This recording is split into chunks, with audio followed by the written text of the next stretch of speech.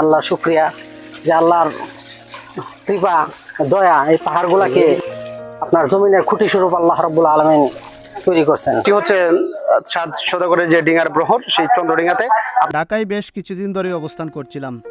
হঠাৎ করেই ভ্রমণের নেশা চেপে বসে মাথায়। সিদ্ধান্ত নিলাম এবার আমরা নেত্রকোনা জেলার কলমাকান্দা উপজেলার মেঘালয় পাহাড়ের পাদদেশ চন্দ্রডিঙা ঘুরতে যাব। পরদিন সকালে ঘুম ভাঙার সাথে সাথে গোসল সেরে রেডি হলাম। পৌঁছতে হবে বিমানবন্দর রেলওয়ে স্টেশনে।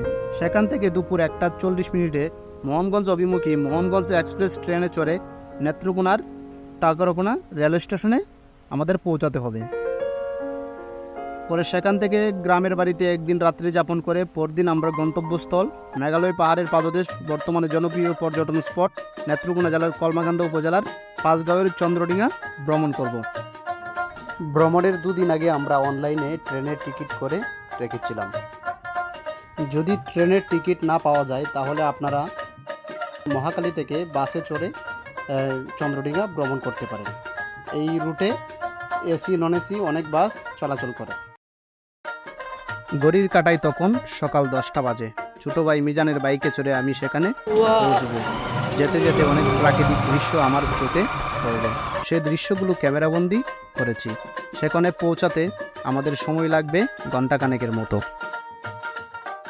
আছি হচ্ছে মহিষকলা সেতুতে, এবং আপনারা জানেন যে এই সেতুটির অবস্থান হচ্ছে নেত্রকোনা জেলার কলমাকান্দা উপজেলার শেষ সীমান্ত এবং হচ্ছে সুনামগঞ্জ জেলার মধ্যনগর উপজেলার সীমান্ত অঞ্চলের শেষ সীমান্ত। তো দুই উপজেলার ঠিক সংযোগস্থলে কিন্তু এই সেতুটির অবস্থান। তো আমরা কিছুক্ষণের মধ্যে কিন্তু আমরা চান্দেরিঙ্গাতে পৌঁছবো। আর পৌরাণিক কাহিনী মতে বলা হয়ে থাকে প্রতিবাদী এবং জেদি মানুষ হচ্ছেন চাঁদ সওদাগর।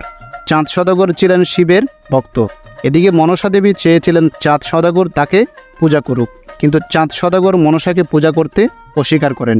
ফলে মনসার রোষানলে একে একে হারায় তার সপ্তডিঙা ও পুত্রদের। একসময় আমাদের বঙ্গদেশের বিশাল বিস্তৃতি জুড়ে কালিদহ সাগরের অবস্থান ছিল। সেই কালিদহ সাগরের অন্তর্ভুক্ত ছিল হাওর অঞ্চল। এই অঞ্চলে বাণিজ্য করে ফেরার পথে চন্দ্রডিঙা নামক স্থানে দেবী মনসার রোষানলে চাঁদ সওদাগরের সপ্তডিঙা ডুবে যায়। কালের পরিবর্তনে সব কিছু হারিয়ে গেলেও স্থানীয়দের দাবি এটাই হচ্ছে চাঁদ সওদাগরের ডিঙার ঘলুই। এজন্য স্থানীয়রা এই জায়গার নাম দিয়েছে চন্দ্রডিঙা। আসলে প্রথমবার আসলাম তো, অনুভূতি অনেক ভালো। প্রথমবার আসা, ঝর্ণায় যাব, এখানে ফটো তুলবো, সব মিলিয়ে ভালোই। দর্শক, আমরা এই মুহূর্তে যে এখানে আছি আপনারা দেখতে পাচ্ছেন যে এটা হচ্ছে ওই পাহাড়ের মেঘালয় পাহাড়ের পাদদেশ থেকে নেমে আসা ঝর্ণা। তো আমরা সেই ঝর্ণা আপনাদেরকে দেখানোর জন্য আমরা এখন সেই ঝর্ণার কাছে যাব। তো আপনারা সাথেই থাকুন।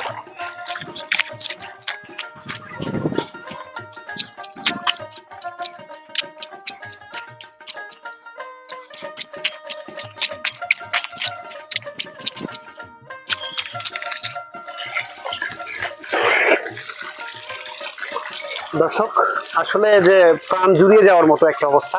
আর এত শীতল ঝর্ণার পানি আমি আপনাদের সামনে তুলে ধরতে পারে খুব ভালো লাগছে। আর এর চেয়ে কিন্তু আরো একটি বড় ঝর্ণা রয়েছে। আর এই গরমের মধ্যে কিন্তু এই ঝর্ণার পানি আপনাকে কিন্তু শীতলতার স্পর্শ সেটা কিন্তু আপনাকে দিবে। তো আসলে ঝর্ণার পানিটা খুব চমৎকার, একদম ফ্রেশ পানির মতো। গাজীপুরের মাওনা থেকে আসছি, এখানে আসতে পেরে খুব ভালো লাগছে। যদিও প্রচুর রোদ অপেক্ষা করে এখানে আসা, এই ঝর্ণার শীতল পানিতে নিজেকে গা ভিজাইতে পেরে খুব ভালো লাগছে। পাহাড়গুলাকে আপনার জমিনের খুঁটি স্বরূপ আল্লাহ রাব্বুল আলামিন তৈরি করছেন। আসলে নয়ন অভিরাম দৃশ্য, এগুলা এখানে না আসলে, না দেখলে, নিজের চোখে না দেখলে বোঝা মুশকিল। দর্শক, আমরা এই মুহূর্তে আছি হচ্ছে চন্দ্রডিঙার কাছাকাছি, একবারে চন্দ্রডিঙার পাদদেশে। তো আমরা একটি হোটেলে এখন খাওয়া দাওয়া করবো। তো এখানে কি কি পাওয়া যায়, এই ঘরোয়া পরিবেশে কি রান্না হয়, তো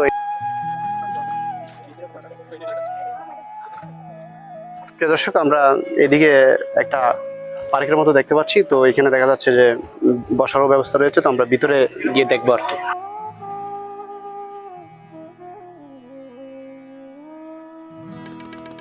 এখানে কিন্তু একটি বসার জায়গা রয়েছে, এবং এখানে কিন্তু বসে ফটোশুট করার মতো খুব সুন্দর মনোরম পরিবেশ। এছাড়াও পাশে কিন্তু একটা কফি শপ রয়েছে।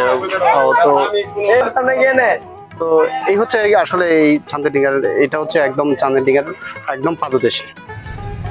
প্রিয় দর্শক, আমরা কিন্তু এখন চন্দ্রডিঙ্গা রিসোর্টে আছি এবং এইখানে যে টাকা এবং যে অন্যান্য যে সুবিধাগুলো রয়েছে সেই সুবিধাগুলো আপনাদের সামনে তুলে ধরার চেষ্টা করবো। আপনারা দেখতে পাচ্ছেন যে এখানে পার্কিংয়ের সুবিধা রয়েছে, ওয়াশরুমের সুব্যবস্থা রয়েছে, বৈচিত্র্য এবং প্রাকৃতিক খাবারের সুব্যবস্থা রয়েছে এবং রাত্রি যাপনের সুব্যবস্থা রয়েছে এবং অভিজ্ঞ এখানে গাইড কিন্তু রয়েছে। তো আমরা এই বিষয় সম্পর্কগুলো জানতে এবং এখানে কারা আছে দায়িত্বে, আমরা সেই বিষয়গুলো জানতে এখন আমরা ভিতরে প্রবেশ করব।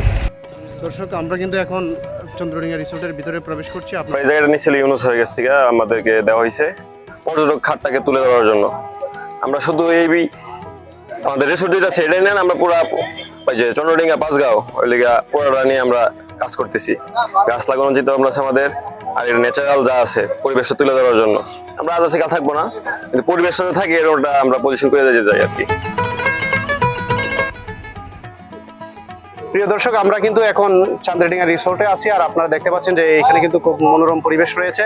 তো আপনারা যারা দূর দূরান্ত থেকে আসতে চান আপনারা কিন্তু এসে ঘুরে যেতে পারেন এবং আমাদের কিভাবে আপনারা আসবেন এবং তাদের যে কর্তৃপক্ষের সাথে আপনারা কিভাবে যোগাযোগ করবেন, এই রিসোর্টের দায়িত্বে যারা আছে তো তাদের সাথে কিভাবে আপনারা যোগাযোগ করবেন সেই বিষয়ে কিন্তু আমাদের বিস্তারিত লিঙ্ক কমেন্টে দেওয়া থাকবে। চন্দ্রডিঙ্গা থেকে আল আমিন আহমেদ সালমান।